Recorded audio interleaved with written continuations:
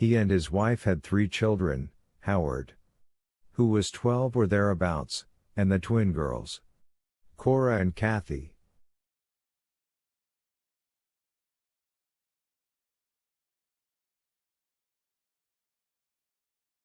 On a warm night in June of that year, the girls asked for and were given permission to sleep on the screen-enclosed side porch, which ran the length of the house.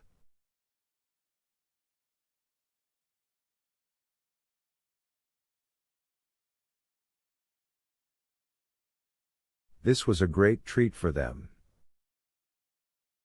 Their mother kissed them goodnight just shy of 9, when the last light had gone out of the sky.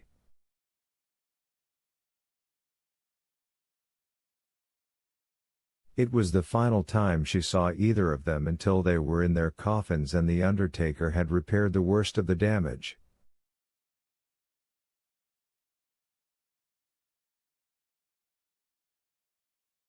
Country families went to bed early in those days. Soon as 'twas dark under the table, my own mother sometimes said, and slept soundly.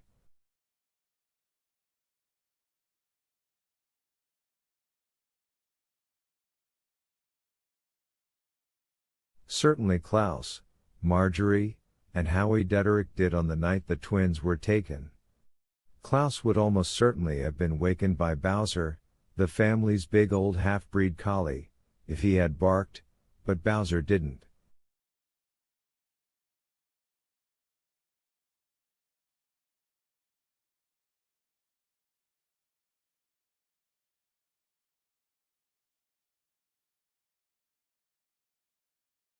Not that night, not ever again. Klaus was up at first light to do the milking. The porch was on the side of the house away from the barn, and Klaus never thought to look in on the girls.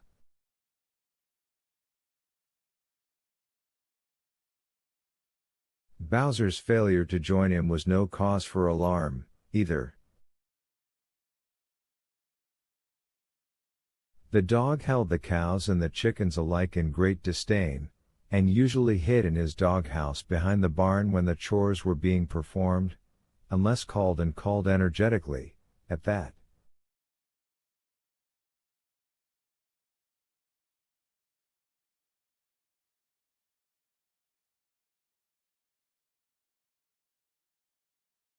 Marjorie came downstairs 15 minutes or so after her husband had pulled on his boots in the mudroom and tromped out to the barn.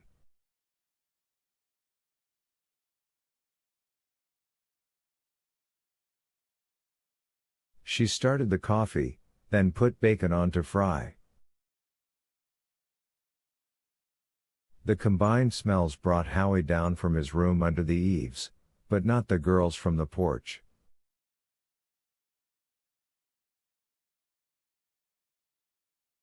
She sent Howie out to fetch them as she cracked eggs into the bacon grease. Klaus would want the girls out to get fresh ones as soon as breakfast was over. Except no breakfast was eaten in the Dederick house that morning. Howie came back from the porch, white around the gills and with his formerly sleep-puffy eyes now wide open.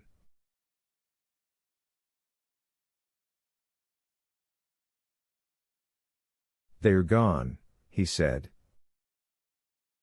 Marjorie went out onto the porch, at first more annoyed than alarmed.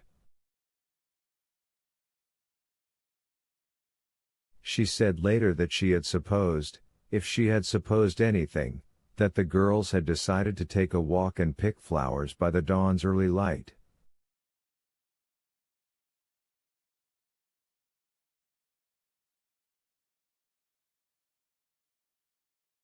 That or some similar green girl foolishness. One look, and she understood why Howie had been white. She screamed for Klaus, shrieked for him, and Klaus came on the dead run, his work boots whitened by the half-full pail of milk he had spilled on them.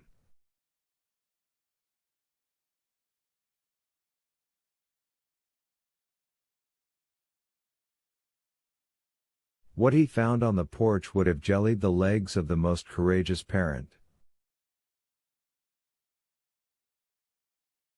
The blankets in which the girls would have bundled themselves as the night drew on and grew colder had been cast into one comer.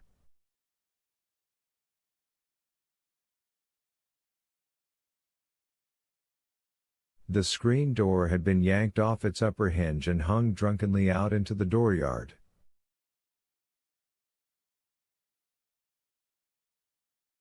And on the boards of both the porch and the steps beyond the mutilated screen door, there were spatters of blood.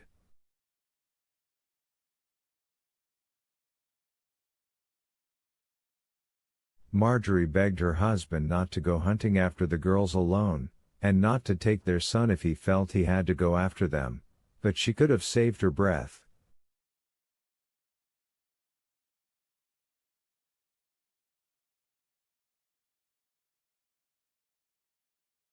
He took the shotgun he kept mounted in the mudroom high out of the reach of little hands, and gave Howie the .22 they had been saving for his birthday in July.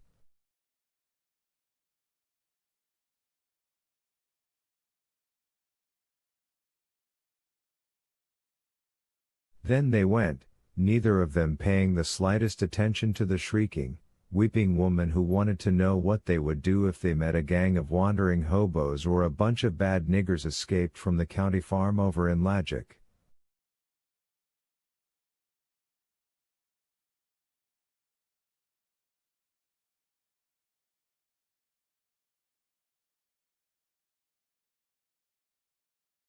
In this I think the men were right, you know. The blood was no longer runny, but it was only tacky yet, and still closer to true red than the maroon that comes when blood has well dried.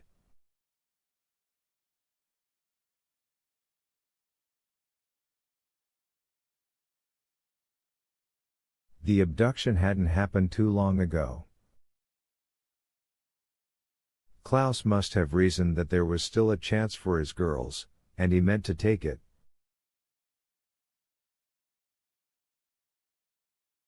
Neither one of them could track worth a damn.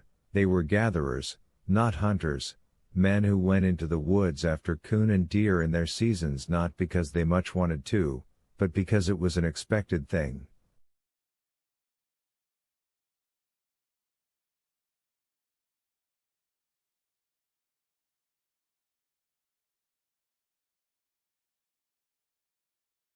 And the dooryard around the house was a blighted patch of dirt with tracks all overlaid in a meaningless tangle.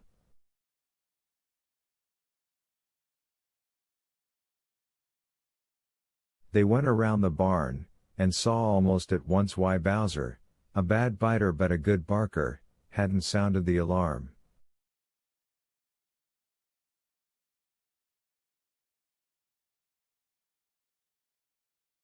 He lay half in and half out of a doghouse which had been built of leftover barn boards.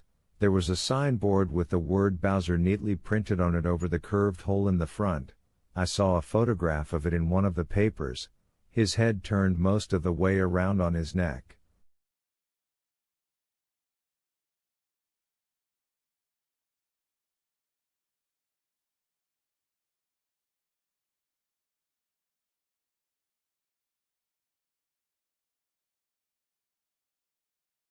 It would have taken a man of enormous power to have done that to such a big animal, the prosecutor later told John Coffey's jury, and then he had looked long and meaningfully at the hulking defendant, sitting behind the defense table with his eyes cast down and wearing a brand new pair of state-bought bib overalls that looked like damnation in and of themselves.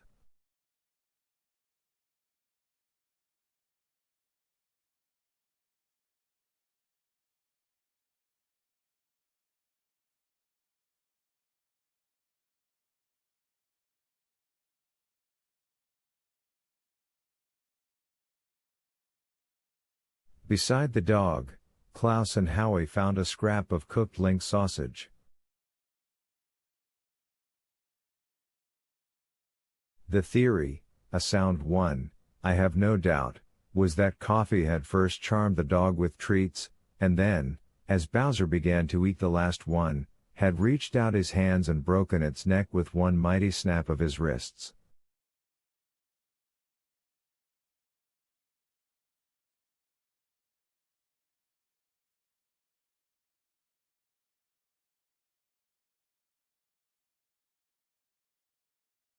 Beyond the barn was Dedric's north pasture, where no cows would graze that day.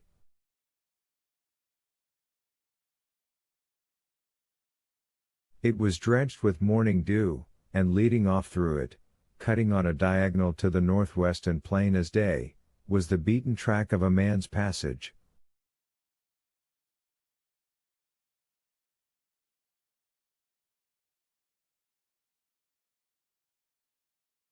Even in his state of near hysteria, Klaus Dederick hesitated at first to follow it.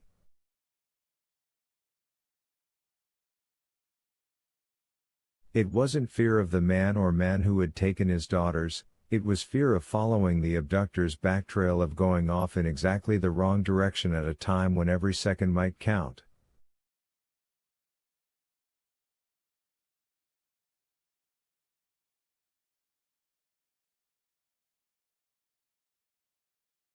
Howie solved the dilemma by plucking a shred of yellow cotton cloth from a bush growing just beyond the edge of the dooryard.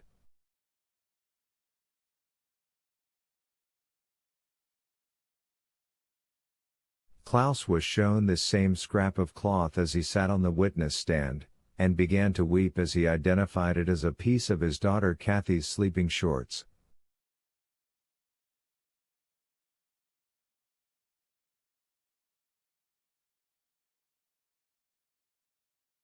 "20 yards beyond it, hanging from the jutting finger of a juniper shrub, they found a piece of faded green cloth that matched the nightie Cora had been wearing when she kissed her ma and pa goodnight.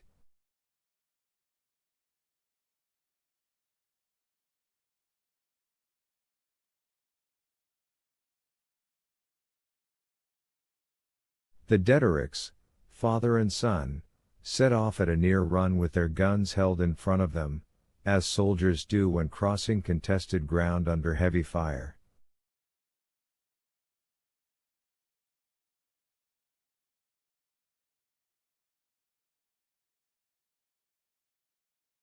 If I wonder at anything that happened that day, it is that the boy, chasing desperately after his father, and often in danger of being left behind completely, never fell and put a bullet in Klaus Dederick's back.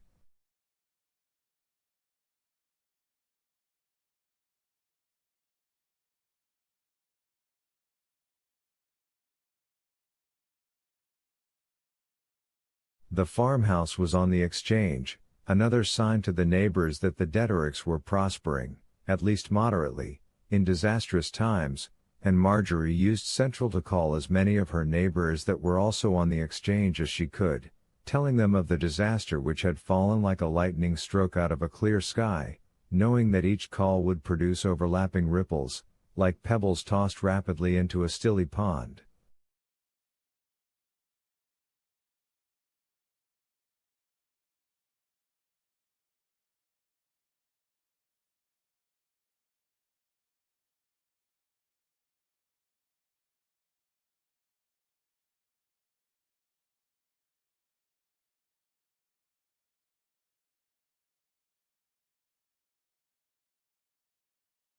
Then she lifted the handset one last time, and spoke those words that were almost a trademark of the early telephone systems of that time, at least in the rural South.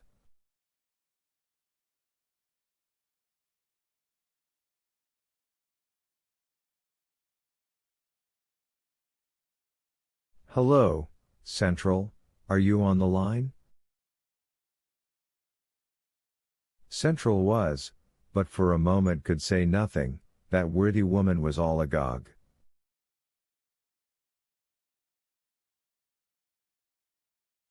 At last she managed. "Yes, ma'am.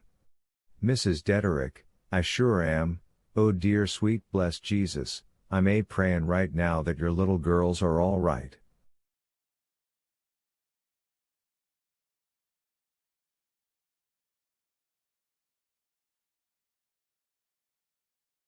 "Yes, Thank you, Marjorie said. But you tell the Lord to wait long enough for you to put me through to the High Sheriff's office down Tefton, all right,